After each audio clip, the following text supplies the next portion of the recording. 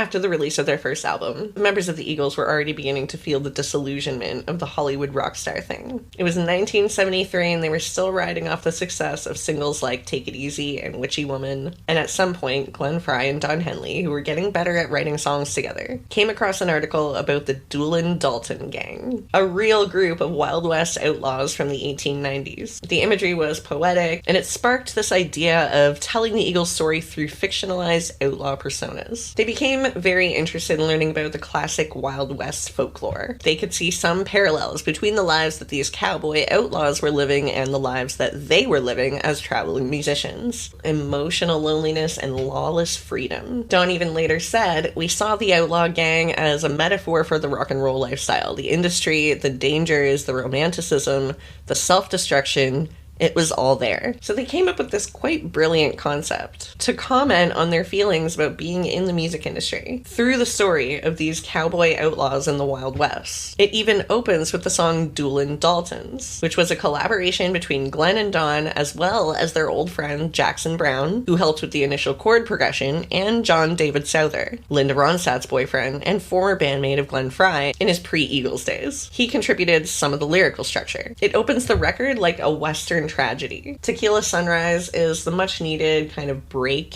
from the heaviness and depth of the album. Another sweet Eagles ballad with the pretty harmonies, a formula that would become a standard for them. The title track, Desperado, was never actually released as a single, despite it becoming a massively iconic song. A Don Henley ballad. The narrator is speaking to the outlaw that the album is inspired by, questioning them, "Why don't you come to your senses, quit running, and let somebody love you before it's too late." The album was not the commercial success that the label had been hoping for, but it stands out as one of the most artistic and poetic collections of music in the country rock era.